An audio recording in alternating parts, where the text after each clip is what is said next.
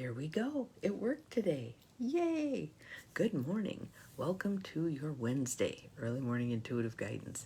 Day's off to a good start. This actually worked. Yay! I have no idea why it wasn't working yesterday, but it is today and we're going to celebrate that. So, welcome to the early morning intuitive guidance. I'm a few minutes early because I was concerned that this wouldn't work and I would have to do the song and dance from yesterday trying to make it work. Good morning, Peggy. You found me. Yay! So excited. This is good. This is good. We are off to a rousing good start today. So, for those of you who don't know me, good morning, Joe Neal. Welcome, welcome. I'm Dr. Bonnie Nussbaum, America's kick-ass coach and psychologist. Here are some words of wisdom, some things to think about, ways to get your day started off on a good foot.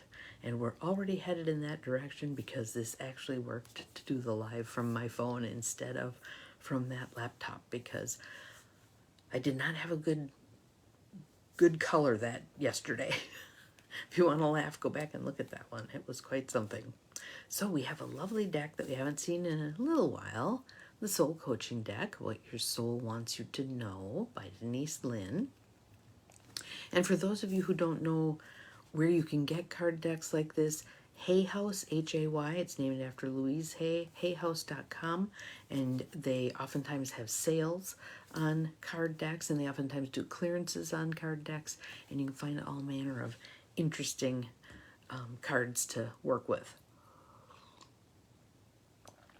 So today I think we're going to do some tapping with this one. Good morning, Cindy. Welcome, welcome, welcome.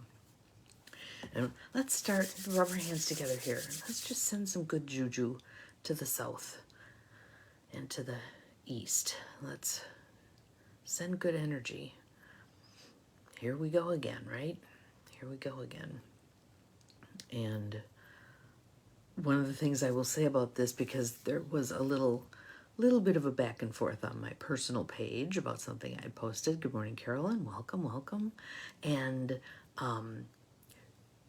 when there's circumstances like what's going on with the hurricane, regardless of how good a response the government, state, federal, local, whatever does, good morning, Angie, people are terrified. And so, of course, they're going to be feeling like it isn't sufficient. Bottom line is, how do you create a sufficient response to an event that immense, right? So I think, again, I go back to the idea of look for the helpers. Look for the helpers. You will see them. You will see them whenever there's any kind of a disaster, natural or man-made. Look for the helpers. They are there. Good morning, Janine. Welcome, welcome. And again, for those of you who are just popping on, I think we're going to do some tapping on this card today because it is so perfect for our messy, messy world right now. So again, Soul Coaching Deck, Denise Lynn. Let's start with the breath. In through the nose, out through the mouth, bringing yourself right here, right now. In through the nose, drawing in healing golden light. Exhale, releasing anything that no longer serves you, including anxiety, depression, self-doubt, self-judgment, all of it out on the breath. Judgment of others, all of it out on the breath. Inhale, hold, let it go. There. Hopefully that kind of grounds you and centers you a little bit for our beautiful word today, which is power. Power. And did you have a visceral response to that word? Because we are seeing so much inappropriate use of power these days. If you look a little more fully, you will also see some very wonderful uses of power. And that's what we're going to be focusing on. Good morning, Linda. Welcome. Glad you're here. So it says, I am a radiant, glorious, powerful being. Say it out loud with me. I am a radiant, glorious, powerful being. Can you feel into that energy? Or do you feel the, oh hell no, come rising up? You are a radiant, glorious, powerful being. And the more you claim that, thank you, Cindy, there it is, so you can't forget, you guys. The more you claim that and live from that, amazing things are going to happen. So I'm going to read the card first, throw in my commentary, and then we'll do some tapping. Good morning, Gwen. Glad you're here. So here's our card again for those of you who just popped on. Power. Card meaning, express your strength with grace and take back your power. When I think about strength being expressed with grace, I think of Nelson Mandela. He's just the first person who comes to mind. If you can think of some other examples, and there's many of them, current and past, throw them in the feed. People who expressed their power with grace. Oprah. And does that mean they're perfect human beings? Absolutely not. Those words don't go together, perfect and human being. No such beast. But look at how people manage power. Because that idea that power corrupts, I disagree. I think it's about the energy that's around someone. Good morning, Barb. Welcome. Glad you're here.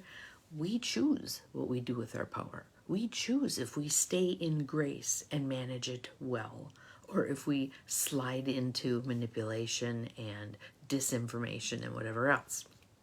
So, express your strength with grace and take back your power. It's safe to own your gifts. It's safe to own your gifts. Accept that within you is a place of divine strength and inner ability. Your soul wants you to know. This card appears when you're ready to stand in your power. If you've lost or given away your authority to someone or something else, it's time to reclaim it. And many of us did that subconsciously as a self-protection and as a way of getting ourselves out of the line of fire in terms of the buck stops here. When someone is able to claim that, good morning, Bobby, glad you're here, the buck stops here, and they own their power. That's a really, really powerful person. Diane and I have been going to the Harry Potter series. Every fall in September, they start it at the Marcus Theaters, and once a week you get to see one of the Harry Potter movies, which I just love. It's a great escape into fantasy. And the most recent movie that we saw, there's a theme in there of everybody assuming Harry was making a power grab when he wasn't, and him not really wasting his time trying to explain to his friends who were rejecting him at that point that no, he didn't make this power play, it was foisted upon him, etc. Later in the movie, that becomes clear, and then people start apologizing. But it's interesting that they portrayed it as someone that young, not getting caught up in, wait a minute, that's not how it is. Just, no, I know what I'm doing. You could know what I'm doing. You're choosing not to. Not my problem. Okay? If you're holding on to limiting beliefs, anybody want to raise their hand? We're human beings. By our nature, we get caught in holding on to them. But we can choose consciously with that beautiful cortex of ours to challenge those limiting beliefs and let them go. Again, go from I can't to how can I? And then turn the how over to spirit and just focus on why.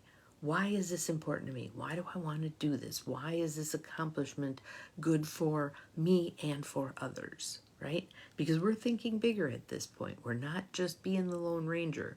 We are including others. And mostly for women, we don't need to emphasize that. But this is a communal effort. This is community that we are creating. And that's what's going to save our butts, is community. It's not this independent Lone Ranger garbage. Yeah, we overemphasize that, and we can see how that has created issues. So, if you're holding on to limiting beliefs, or if you're afraid of being shunned, judged, or ostracized, it's time to let go of those limitations. Either A, because those things aren't going to happen, or B, because if they do happen, they are a vital part of your life path and what you're meant to learn from. And again, take a lesson from Harry Potter, who just did not countenance that stuff. If people got mad, you're an adult at this point. Let them get mad. Ride that out.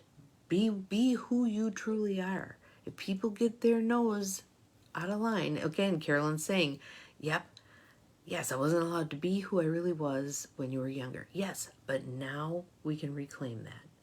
That's what this card is about, reclaiming your power. No, I don't really like that. No, I don't want to do that. No, I don't believe that. Would you like to hear what I really believe? No? Okay, that's fine. But I believe something different.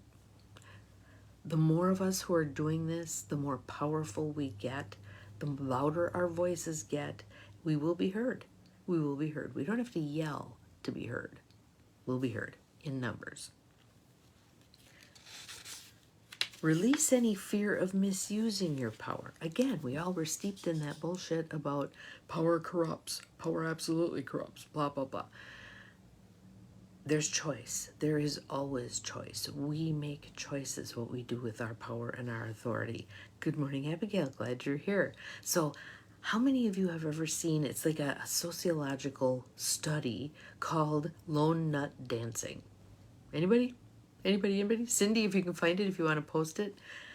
The gist of it is this man's power comes from the second person who starts dancing with him. It legitimizes what he's doing, and that second person has great power. So think about what's going on politically. We have the people who are the first people, good morning, Joe Bell, glad you're here, who are making noise. But you have the people who, the second person who validates, legitimizes, etc. That's a powerful person, that second person. Good morning, Mel. Glad you're here. Welcome. So we want to be paying attention to how is this stuff getting legitimized? How is it for a lot? And if you want to read the article that I posted on my personal page, I stand by every word of it. The gist of it is disinformation, not misinformation. Misinformation is when we misstate something unintentionally. Disinformation is when we put something out there that we know on purpose is going to sway people. And people, I'm sorry guys, we're all pretty gullible. We are all pretty gullible, and we go, let's see, I'll have to look at it after and check and see if that's the one. But it's a beautiful little description and explanation of how a movement gains power. And even if that movement is frivolous, like in this case, dancing, and or has some pretty high stakes, like what's going on right now in our government, those second people, those third people who lend legitimacy to things that really aren't legitimate, that's when things head downhill. Stand in your power. Stand in your authority. I choose not to believe this. I choose not to buy into this. I choose. And do I believe that within this system that we currently have, the answer is going to arise? Perhaps not. Good morning, Beth. It might be something coming from outside. We have other political parties. They just don't have much strength, authority, power right now. But again, think about those second and third people who can lend support. Once in a while we get an independent who, like a Bernie Sanders, who gains some power and utilizes that power in the way that we're looking to have it utilized, right? You might not agree with everything he said, but you could tell there was a challenging spirit in there, one that was willing to speak truth to power. Not everybody's willing to do that. And the more of us who are, the better. True strength doesn't dominate or manipulate. Mic drop. True strength does not dominate or manipulate. It's a gift from the Creator that dwells within you. You have the spiritual power that's born of sacred love, wisdom, and grace. Man, if we all just lived from those three things, sacred love, wisdom, and grace, everything would be totally different. Everything. So that's our challenge. This ability can heal others and bring light into the darkness. So think about yourself again as being that beacon. Shine light. Shine light. Do not yell. Do not argue. There is no point in doing that. All that does is entrench people further into their beliefs, including the beliefs that don't serve them and don't serve others. especially when it's the us versus them beliefs. Yes, thank you, Cindy. Sacred love, wisdom, and grace. Let us choose to live from that. Let us choose to live from that. And sometimes it's hard, especially in the face of the vitriol and clear disinformation, etc. It is hard. Do it anyway. We can do hard things. That's what Glennon Doyle says. We can do hard things. And our affirmation, I'm a radiant, glorious, powerful being. Okay, so let's do some tapping. And I want to see if I can get my book to stay open here. Ha ha ha. That might help a little bit. All right. All right, so let's do some tapping. Either side or both, whatever you like. We'll just do some tapping. I want you to repeat out loud after me. We're doing call and response. Even though the word power has connotations, I'm willing to take another look at it. Even though I've felt negative power, I'm willing to explore positive power. Even though I don't like a lot of what's going on these days, I am willing to claim my power in healthy ways. Inside corner of the eyebrows, power. Outside corner of the eyes, positive power. Under the eyes, I choose to use my power wisely. Under the nose, I choose to use my power with grace. Under the mouth, I choose to use my power with wisdom. Collarbone, but what if I don't? Under the arms, what if I become manipulative? Around the crown of the head, what if I become a control freak? Inside corner of the eyes, the fact that I'm worried about it, outside corner of the eyes, probably means I will take care of that. Under the eyes, I trust myself to use my power wisely. Under the nose, I trust myself to use my power with sacred love. Under the mouth, with wisdom. Collarbone, with grace. Under the arms, I feel my inner source of power now. Around the crown of the head, I breathe into my inner source of power. Inside corner of the eyebrows, I allow that power to grow. Outside corner of the eyes, I view that power as light in a beautiful color. And for each of you, that color may be different. Under the eyes, I feel that power within. Under the nose, I turn my eyes to the world and its problems. Under the mouth, I choose to lead with wisdom and grace. Collarbone, I use my power for good. Under the arms, I use my power to speak my truth, kindly and lovingly. Around the crown of the head, I use my power for good. Nice deep breath. Let it go. What do you notice? What do you notice? Do you feel any sense of a change in terms of your view of that word power? Do you feel any increased willingness to utilize your own power in good ways? And notice again, that power is not yelling, screaming, pounding tables, throwing shoes, any of that stuff. No. Power, oftentimes the power can be seen in the background.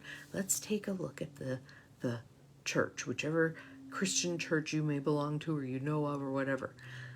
Look at the power structure. There's the face of all of that, but there's also this huge pool of power that operates in the background, typically by women. And I always say, if the women walked away from the church would grind to a halt. They're the ones who make things tick. They're the ones who make things tick. Joe Neal's okay with power. Absolutely. Because you've learned, my guess is, that power can be utilized in productive, creative, positive ways. It doesn't mean manipulating other people. It doesn't mean dominating other people. It doesn't mean grasping. It's not a zero-sum game. The more power I have, the less power you have. No. Feel an inner peace and knowing a calmness. Beautiful, beautiful. And again, for those of us who are getting up there in years, if we're in our final third of life, we have a different perspective. We've come through a lot of the mill, right? We've been through the valley of the shadow of death, done the dark tour, right? So we can look at power through different eyes. Yes, we certainly can see many examples where power has and continues to corrupt. But we can also see the divine use of power, where we are the instrument in the hands of God, Spirit, Universe, Creator, however you look at it, and can do good, can do good. Now, there is that thing that happens with human beings where we make assumptions about what is good for someone else. That's not our place. That's not our place. In fact, some humans have destroyed other cultures by their do-gooder sort of things. For instance, tribal nations where the entire structure of the tribe, including the power structure, was based on the tools that they had to do the things that they did. Agrarian society, it would be planting, harvesting, etc. Power was handed down through those tools. So we come in and we bring our tools and we give them a bunch of tools. We've just totally destroyed their system of governance. We like to believe we know best, right? What if we allow others to know best?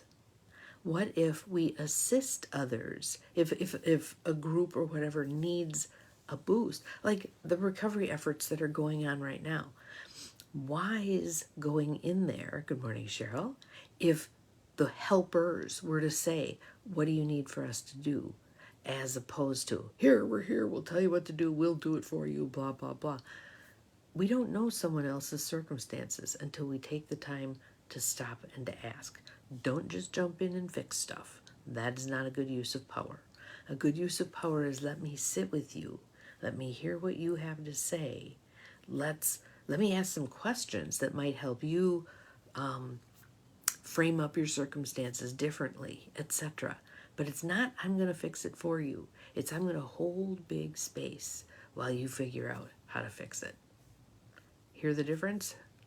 I hope so. Because so many of us do what Anne Lamott calls the help is the sunny side of control. Here, let me show you how to do this. You're not doing it right is the implication. Especially parents with kids. I see that a lot with parents with kids. Let them fumble around. Let them make mistakes. You can, if they kind of look at you with disgust, you can say, would you like an idea? Give them an idea. Have you tried this? Watch the have you tried this, though, because even though you may be the first person saying to this individual who's got an issue, have you tried this? There may be 15 other people who've already said it, and they're sick of hearing it, right? So kind of be with where they're at. Be with where they're at. Walk alongside somebody. Don't take care of them. Walk alongside them. So, power. Our card today is power. What an interesting word to think about. What an interesting concept to think about. I'd like you to think about, how will I exercise my power today with wisdom, with grace, with sacred love. See you again tomorrow. Remember, you're capable of far more than you think you are. Bye-bye.